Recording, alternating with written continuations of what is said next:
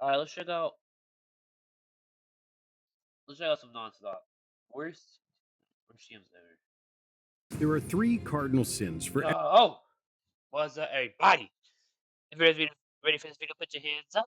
We got nonstop 10 worst general managers in NBA history. If I don't see Nico Harrison at number one, then nonstop. I don't know what type of shit you're smoking. Yes, nonstop is in the reactive rotation. 10 worst GMs in NBA history. Let's check it out. There are three cardinal sins for every NBA general manager: drafting busts, This man was a bona fide scrub. He can't play. trading away Hall of Famers, This is the most shocking trade in NBA history. This is the worst moment in the history of my life. and overpaying or sending a ton of draft picks for mediocre players. To me, this is a great day for Brooklyn. We've got pieces now that we can compete for a championship. But there have been plenty of GMs who made stupid trades, signed bloated contracts, and drafted bad players. But these GMs, they messed up the most and set their franchises into years of despair. These are the worst general managers. Finally, Skipped on accident. years of despair. These Yeah, are you could the put, worst general managers in NBA history. You can put Rob Pelinka After on he here, won his too. sixth championship in 1998, Michael Jordan quickly returned to the NBA in January of 2000, becoming the president of basketball operations for the Michael Washington Jordan. Wizards and a minority owner of the team. I have an attitude about the way I play. I have an attitude about the way I win. My job and my responsibility with this organization is to see if I can pass that on to the players in those uniforms. In his first offseason as an executive, MJ hired Leonard Hamilton as the Wizards coach, giving him a 5-year, $10 million contract despite no previous NBA experience. Hamilton got the job thanks to a friendship with Jordan and finished with the lowest winning percentage of any coach in Wizards history to coach at least 82 games. However, a poor season gave the Wizards the first pick of the 2001 draft, Michael Jordan and still Jordan the could have GM. gotten a superstar, as 65% of all players selected first overall became All-Stars. But MJ failed spectacularly, famously using the number 1 pick on Kwame Brown. With the first pick in the 2001 NBA draft, the Washington Wizards select Kwame Isn't Michael Brown Jordan the from Hornets? Lynn Or is it not? Academy, Brunswick, Georgia. None could change our minds in terms of what this kid could do in the long range for the Washington Wizards. Who would become a historic bust. After selecting Kwame, Michael unretired for the third time and became a player for the Wizards, which required him to relinquish his ownership share and step down from his executive role, as NBA rules prohibited a player from being involved in team management. But Jordan was still the de facto GM of the team, and he didn't fare much better in the years that followed, making some very questionable decisions. For the final season of his playing career, Jordan traded Richard Hamilton for Jerry Stackhouse, in a move that was supposed to help Jordan the player, but hurt Jordan the executive, since Hamilton was 4 years younger and would have been a great player to build around. He also signed his good friend Charles Oakley, who didn't have much left to offer other than 6 fouls a night, and would finish the season with more fouls than points during his 42 games in Washington. How do you have After he more fouls than retired for points? good after the 2003 season, MJ expected to officially return to his role as the president of basketball operations. But the Wizards owner, Abe Pollin, had different ideas, firing Jordan due to poor results and bad internal relationships with the team. Sometimes not being as successful is a great send-off. But Jordan didn't have to wait long to get involved with an NBA team again. On June 15, 2006, Jordan bought a minority stake in the Charlotte Bobcats, becoming the team's second largest shareholder, behind majority owner Robert L. Johnson. As part of the deal, Jordan took full control of the basketball side of the operation. And just like with the Wizards, his first major decision was drafting a major bust. In the 2006 NBA draft, with the 3rd overall pick, Jordan selected Adam Morrison. With the third pick in the 2006 NBA draft, the Charlotte Morrison. Bobcats select Adam Morrison Little from Adam Gonzaga Morrison. University. who averaged 28 points per game during his junior season at Gonzaga. But Yeah, his that one game dude that, like, didn't never translate showered. to the NBA, and Morrison couldn't cope with the physicality at the highest level, playing just 122 games for Charlotte, while averaging 9 points on 37% shooting. Brandon Roy, Rudy Gay, Rajon Rondo, and Kyle Lowry were all better options in the draft, and Jordan already had 2 colossal mistakes under his belt, and it wouldn't stop there. In the 2007 draft, MJ selected Brandon Wright with the 8th pick, who averaged 7 points per game in his career, while he could have drafted Joakim Noah, Thaddeus Young, or Marc Gasol. In 2008 and 2009, 2009, Charlotte drafted DJ Augustine and Gerald Henderson, who were both solid players, but there were far better options available, like Brooke Lopez, Serge Ibaka, and Drew Holiday. In 2010, the Hornets didn't have a first-round pick, while in 2011, Jordan finally made a solid pick, selecting Kemba Walker 9th overall. But even though Kemba became an all-star, Charlotte could have also ended up with Klay Thompson, Kawhi Leonard, or Jimmy Butler, who were all drafted that year. And Jordan's mistakes didn't only happen in the draft. In fact, they were arguably even worse in free agency. MJ traded for Sagana Diop and paid him $7 million to sit on the bench for 4 seasons, since he only averaged 2 points per game in his career. He also traded for an injured Tyson Chandler and then gave him away for peanuts just a year later. Jordan gave big contracts to mediocre players like Matt Carroll and Tyrese Thomas, and traded away Gerald Wallace, the team's best player, for 20 cents on the dollar. 5 coaching changes in 6 seasons illustrated the dysfunction of the franchise, and many employees complained about Jordan's impatience to make big swings in the short term without considering long-term stability. And because he often hired friends and their family members, Jordan stopped speaking to Charles Barkley, who openly criticized his leadership on TV. I don't know if he's ever going to be successful because of the people around him. I think he hires too many of his friends, and because your friends don't ever tell you no. In 2011, Jordan decided to back off, hiring Rich Cho as the team's manager. However, Cho couldn't do much as the team hit rock bottom during the 2012 season, when Charlotte finished with a 7-59 record, a winning percentage of just .106, becoming the worst team in NBA history. Jordan sold the Hornets for $3 billion in 2023, after becoming a majority owner for $275 million in 2010. And despite making a huge profit and securing Charlotte's future as an NBA franchise, Jordan's era was a colossal failure. Charlotte made the playoffs only 3 times during MJ's tenure, with 0 series wins, and got swept 2 times. And since he was perpetually drafting in the lottery, there's no excuse for being that bad for so long, securing Jordan's legacy as one of the worst executives of all time. And even though most general managers made personnel mistakes across several seasons, what the LA Clippers managed to do in 1977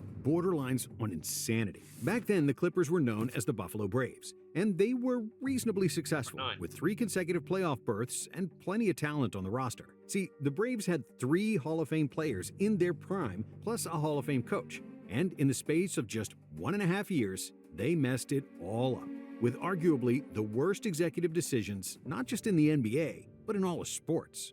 First, after they lost the 1976 Conference Finals, the Braves fired coach Jack Ramsey, who would go on to win the NBA title with Portland the very next season. 2 months later, when the ABA merged with the NBA, Buffalo got incredibly lucky to select Moses Malone in the expansion draft. Malone was already an all-star in the ABA, but when he came to the Braves, they inexplicably kept him on the bench. And when Malone protested, they traded him just 2 weeks into the season in exchange for 2 first-round picks. Malone would go on to win 3 MVP awards, 12 All-Star selections, and he's in the top 5 all-time in rebounds and the top 10 in points. But the Braves and their general manager Bob McKinnon weren't done there. McKinnon was hired by Buffalo in 1975, inheriting a roster with Bob McAdoo, the league MVP and a 3-time scoring champion. But that clearly wasn't good enough for McKinnon, who traded McAdoo, one of the top 3 players in the NBA, to the Knicks for John Gianelli, a guy who averaged 8 points per game. And other than receiving cash, there were no future picks involved, and McKinnon should have been fired on the spot. But following the dismissal of Coach Tates Locke after only 46 games,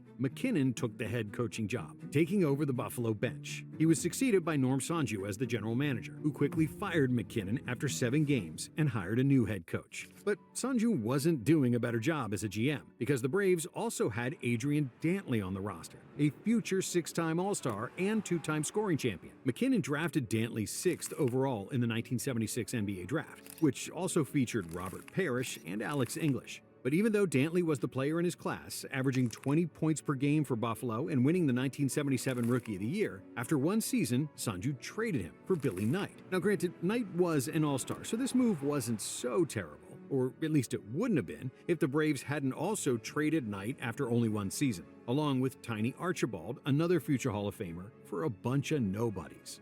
To be fair, Archibald tore his Achilles and never played a game for the Braves. But to acquire him, the Braves gave up 2 picks that would become Michael Ray Richardson and Cliff Robinson, who both became stars in the following decade. If they kept the 3 future Hall of Famers in Malone, McAdoo, and Dantley, along with a Hall of Fame coach, Jack Ramsey, the Braves could have dominated the league for the next 15 years. But, like two drunk millionaires, McKinnon and Sanju squandered everything in Buffalo for 10 cents on the dollar in less than 2 seasons. And in 1978, after relocating to San Diego and becoming the Clippers, the franchise that once resided in Buffalo was quickly on the move again. Donald Sterling bought the franchise for $12.5 million in '81, and after he promised San Diego that he would pour money into the team and keep them there, he did neither. In 1984, the Clippers relocated to Los Angeles, and 2 years later, Sterling hired Elgin Baylor as the new general manager. And from the outset, Baylor had a unique arrangement with Sterling. So the Clippers had 2 shitty GMs.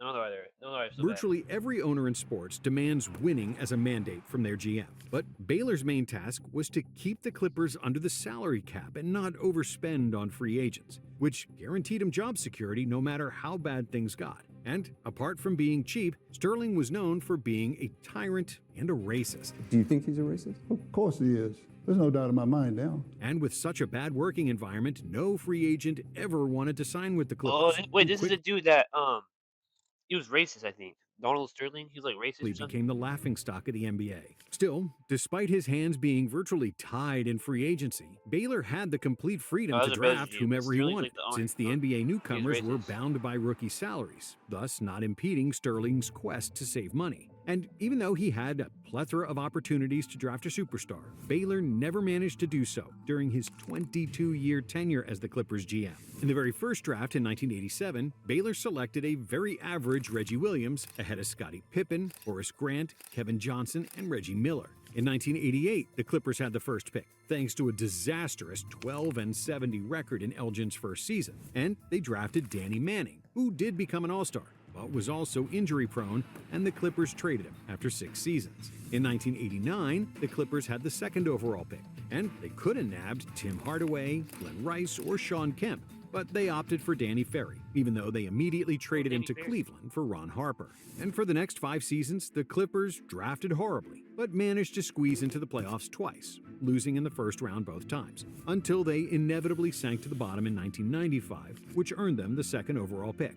Baylor had the choice to draft Rasheed Wallace, Kevin Garnett, or Jerry Stackhouse, but instead he selected Antonio McDyess, who was a solid player, making one All-Star team, but for the Nuggets, as the Clippers traded him on draft day for Brent Barry and Rodney Rogers, neither of whom were as good as McDyess. In the famous 1996 draft, which many consider the best of all time, Baylor had the 7th overall pick and could have selected Kobe Bryant. Kobe worked out for the Clippers, and they told him it was the best workout they had ever seen, but that they weren't going to draft him because he was 17, and they wanted to be taken seriously. We want to turn things around with our organization, and we felt like if we drafted the 17-year-old kid, then the city of Los Angeles wouldn't take us seriously. And so they said, we can't draft you. So they selected Lorenzen Wright, who averaged 8 points per game, while they could have still drafted Kobe, Steve Nash, and Peja Stojakovic, who all ended up as Hall of Famers. And after another first-round playoff exit in 1997, the Clips once again touched rock bottom in the following season, which secured them the first overall pick in the 1998 draft. But if Baylor dropped the ball on the previous 11 drafts, he really messed up this one, drafting the infamous Michael Olowokandi, a.k.a. Candyman, who is considered the worst drafter in NBA history. One of the biggest busts of all time, while he could have selected Vince Carter, Paul Pierce, or Dirk Nowitzki. In 2001, the Clippers again could have gotten a franchise-changing player with the 2nd overall pick, but they ended up trading the pick for Elton Brand, who became an All-Star in his first season, but failed to bring playoff basketball for the Clippers. Bro, Elton Brand has more than I don't know, 70 jerseys. In 2002, Baylor messed up again, drafting Chris Wilcox ahead of Amari Stoudemire. It would take until 2006. I've never heard of Chris Wilcox in my life. Who is Chris Wilcox? The 2nd pick? Of the first major free agent, Cuttino Mobley, and a trade for Sam Cassell, that the Clippers finally made the postseason and won the first playoff series in Baylor's GM career, after which he was shockingly voted as the Executive of the Year. The 2008 season was Baylor's final year as the Clippers GM, and ironically, it was his best year in terms of draft selections, after he selected Eric Gordon with the 8th pick and found DeAndre Jordan in the 2nd round. However, it was too little too late, as even someone who had never watched basketball could hit on a few good players in 2 decades, and in Baylor's case, there were far too many misses. During his tenure, the Clippers had 12 different head coaches, and made the playoffs only 4 times, with a single series win in 22 years and an atrocious 607 to 1153 record. But Baylor and Jordan weren't the only great players turned bad GMs. MJ's main rival during his playing days didn't fare much better as an executive, and to this day, he's still hated among the Knicks fans. Isaiah's first NBA job after his playing career was in Toronto, where he did pretty well as the GM of the Raptors, drafting Damon Stoudemire, Marcus Canby, and Tracy McGrady. However, Isaiah also wanted an ownership share, and when he couldn't get it, he left the team, after which he became a head coach for the Pacers. When Larry Bird became the Pacers team president, Isaiah was fired, and in December of 2003, Thomas joined the Knicks as their new GM. And just like with the Raptors, Isaiah proved that he had a good eye for talent, drafting pretty well. Trevor Ariza was the biggest steal of the second round in the 2004 draft. Channing Frye, David Lee, and Wilson Chandler were all good first-round picks by Isaiah, while Ronaldo Balkman proved to be the only flop, especially since he was drafted ahead of Rajon Rondo. But overall, Isaiah didn't make major mistakes, especially since he never had a top 5 pick. What killed his reputation were unreasonable trades and even worse contracts. Just a few weeks after he got the job, Thomas went star hunting, trading for all-star Stephon Marbury and Penny Hardaway in exchange for Antonio McDyess, 3 other players, and 2 first-round picks, one of whom would become Gordon Hayward. Penny was a shadow of his former self, while Marbury, despite his talent, behaved like a diva and was a bad defender. Marbury had good individual seasons, but they never translated into effective team play for the Knicks, who were swept in their only playoff appearance with Thomas. A few months after that playoff loss, Thomas was looking for firepower in the backcourt to pair with Marbury, acquiring Jamal Crawford in a sign-and-trade deal with the Bulls. And even though the package he sent to Chicago wasn't that great, and Isaiah certainly didn't lose that trade, the offensive-minded Crawford wasn't a good fit next to Marbury, as Isaiah was desperately trying to emulate the backcourt pairing of himself and Joe Dumars. But to add insult to injury, Thomas then gave Jerome James a 5-year, $30 million contract, even though he averaged only 5 points and 3 rebounds over his career. And what happened next? James averaged 2.5 points in 90 career games for the Knicks. However, a contract that really haunted the Knicks and became a symbol of Isaiah's incompetence was the trade for Eddie Curry, signing him to a 6-year, $60 million deal. Even though Curry averaged 19 points per game in 2007, he was a defensive liability who couldn't rebound and became arguably the most out-of-shape player in NBA history. In his final 2 seasons with the Knicks, he played in 10 combined games, for which he received $19 million, while the 2 draft picks that the Knicks traded for him turned out to be LaMarcus Aldridge and Joakim Noah. And instead of letting Penny Hardaway's huge salary expire, Thomas instead took on Steve Francis's bad contract, another declining point guard who couldn't play a lick of defense. When Isaiah Thomas took over as the Knicks GM in 2003, the Knicks were 39-43, good enough for a playoff spot. By the end of the 2006 season, they had the league's highest salary, $126 million, more than twice the NBA salary cap, and almost $30 million more than the second-place team, the Dallas Mavericks. But the Mavericks made the finals that year, while the Knicks had the league's second-worst record, 23-59. You'd think that Isaiah would be fired after that, but thanks to one of the worst owners in the NBA, James Dolan, Thomas was instead promoted, becoming the team's coach while keeping his GM duties. And Isaiah the coach couldn't overcome the bad decisions of Isaiah the GM, and the Knicks kept sucking. During his 4.5 years with the team, New York lost 62% of their games. And if we also count his tenure with the Raptors, Isaiah's overall record as an executive was 190 wins and 360 losses, with 0 playoff wins, 1 very ugly lawsuit, and a franchise that wouldn't recover from his decisions years after he left. But there's also one other Hall of Fame player from the 80s who completely misjudged how hard it would be as an executive. Why he's not that of a GM? Why isn't the dude that traded 3 superstars for nothing?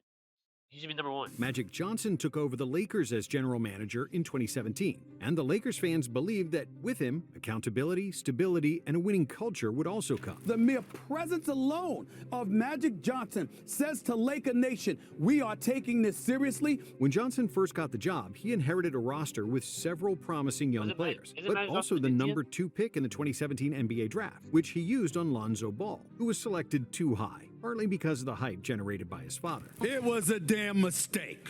Let's just call it what it is. Even though Lonzo developed into an excellent 3-and-D player, the 2017 draft had far more talented guys, including Jason Tatum, De'Aaron Fox, Donovan Mitchell, Lauri Markkanen, and Bam Adebayo. On the day of the draft, Magic also sent D'Angelo Russell to Brooklyn, along with the horrible contract of Timothy Mozgov. Nobody can defend Magic or Pelinka on those particular moves. They miscalculated. And even though D'Lo became an all-star with the Nets, it was a smart move by Magic to clean the salary cap. The Lakers also drafted Kyle Kuzma, Josh Hart, and signed KCP and Alex Caruso in what was actually a pretty solid batch of offseason moves. But Magic was always looking to add a superstar, and wasn't very subtle about recruiting Paul George during a 2017 appearance on Jimmy Kimmel Live, during which he was asked what he would do if he saw the player socially. We're gonna say hi because we know each other. You just can't say, hey, I want you to come to the Lakers, even though I'll be winking like, you know what that means, right? That episode earned Johnson a warning from the NBA,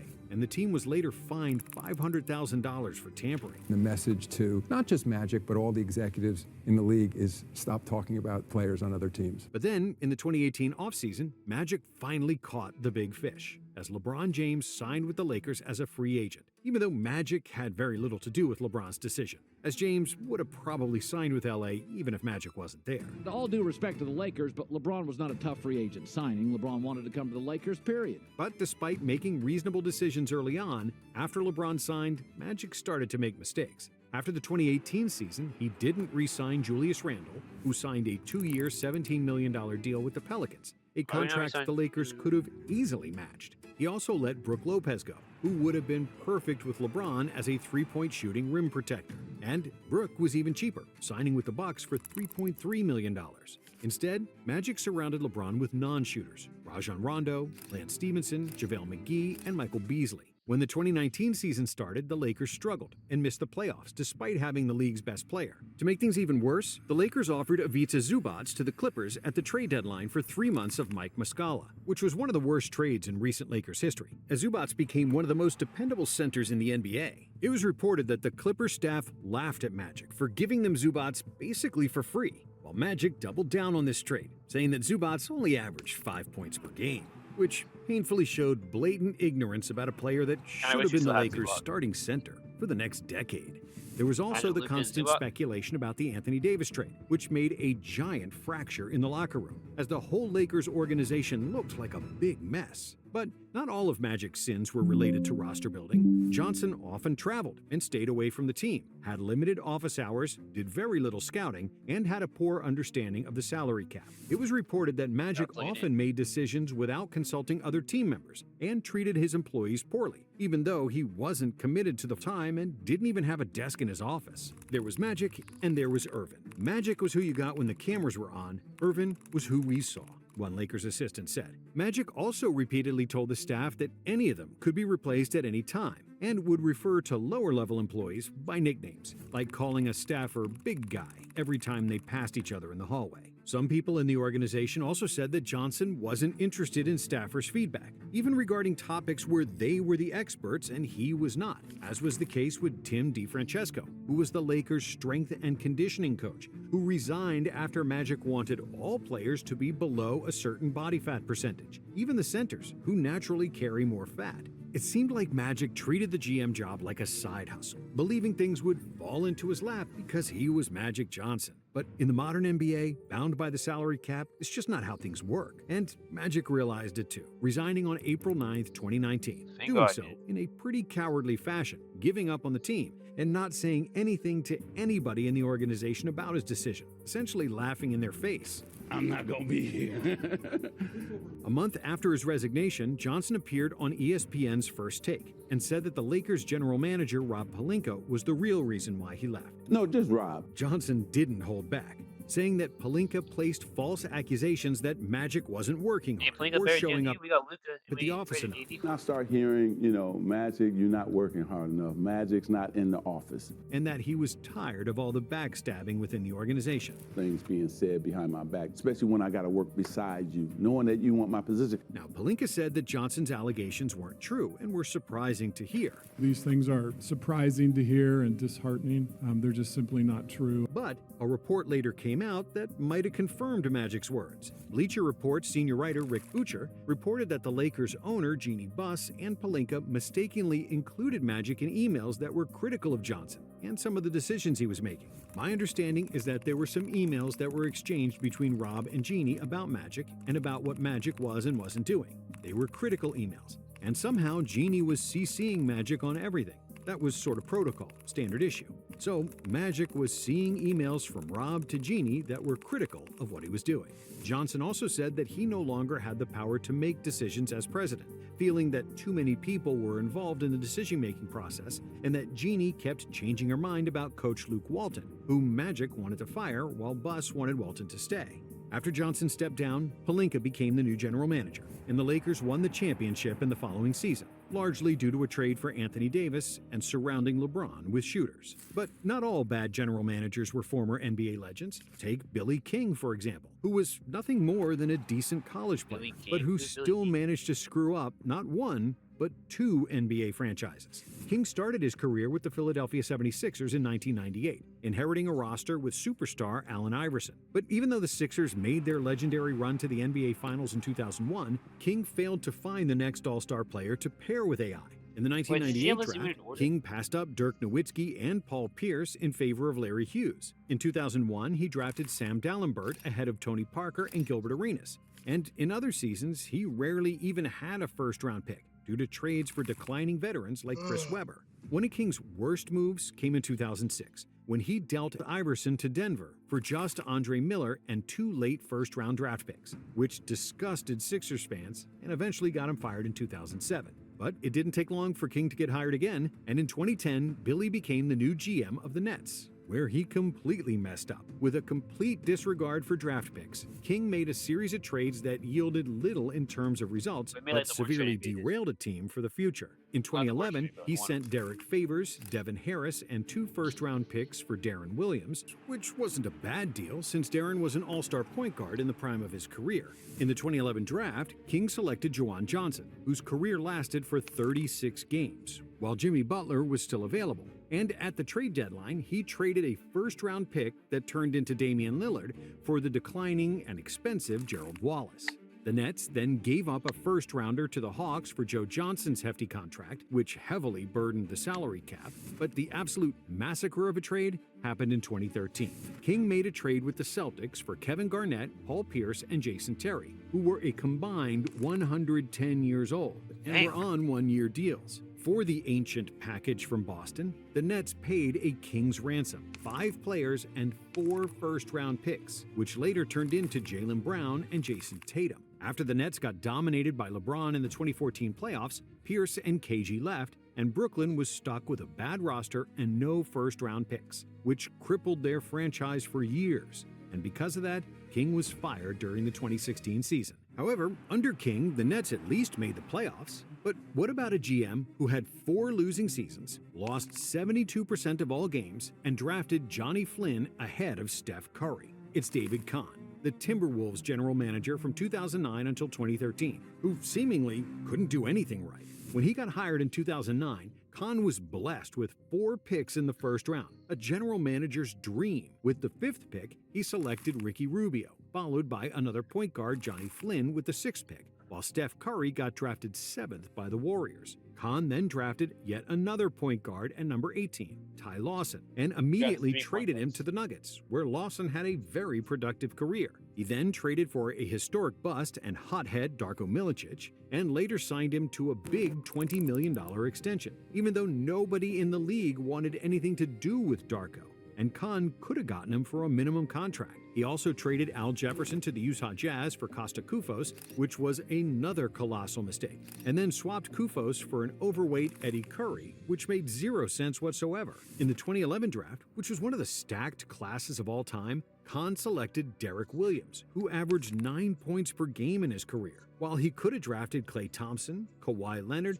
or Kemba Walker, among many other players who had better careers than Williams. The Splash Brothers could have played in Minneapolis instead of Golden State, But thanks to David Kahn, the Timberwolves drafted poorly, made horrible trades for bad players, and signed mediocre players nobody wanted. However, missing out on great players in the draft can happen to everybody. But what about trading one of the best players in the NBA in the middle of their prime just because he likes to drink a beer after making the NBA Finals? Of course, we're talking about Nico Harrison, who will forever be remembered for trading prime Luka Doncic to the Lakers and failing to get more than one first-round pick for one of the biggest NBA superstars. But trading Luka wasn't the only mistake Nico made. There were several highly dubious decisions during his 4-year tenure in Dallas. The first major red flag came when he traded Kristaps Porzingis, who, despite his injury history, was a legitimate second option next to Luka, averaging 20 points, 8.8 rebounds, and 1.7 blocks per game over 3 seasons with the Mavs. I always want to hit a home run,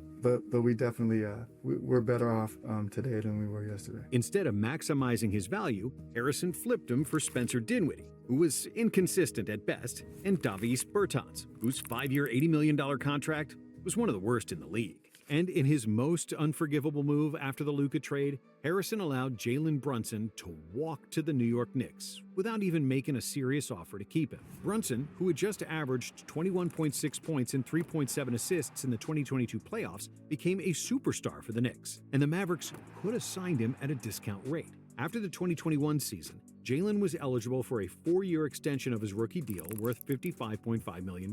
For the season, we said, hey, if we can do this now, we want to do it. Otherwise, we don't want to talk about it during the season. Which Brunson would have accepted because he wanted to stay in Dallas. But Nico Harrison wanted to think about it. And they were like, well, we want to see where we are 20 to 25 games in.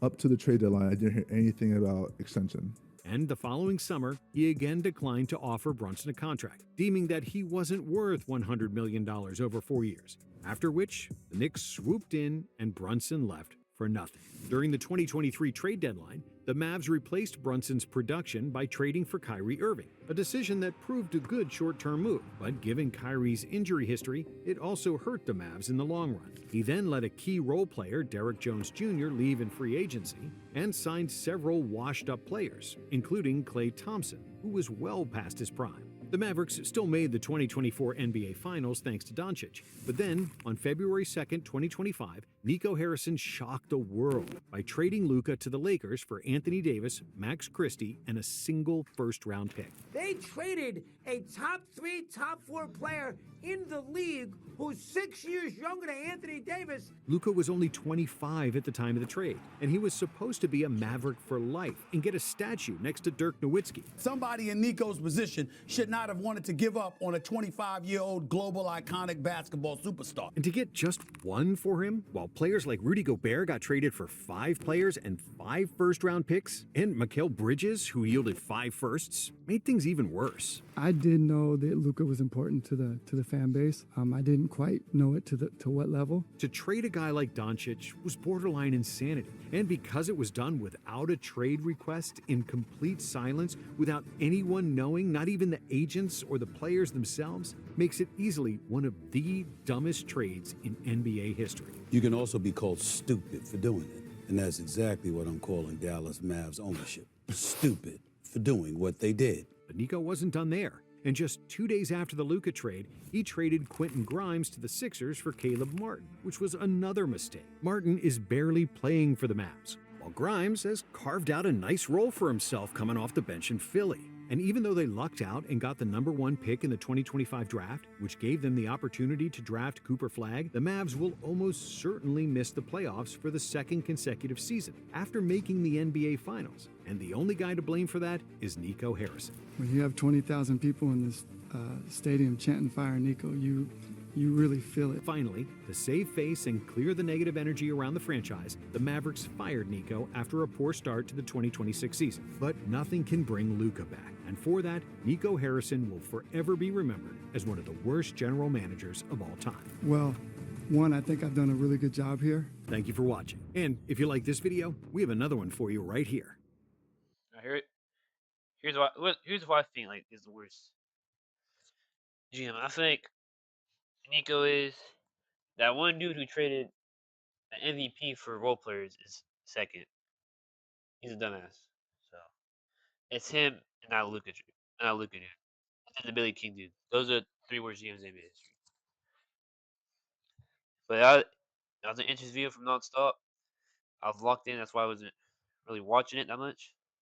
I wasn't really reacting to it that much.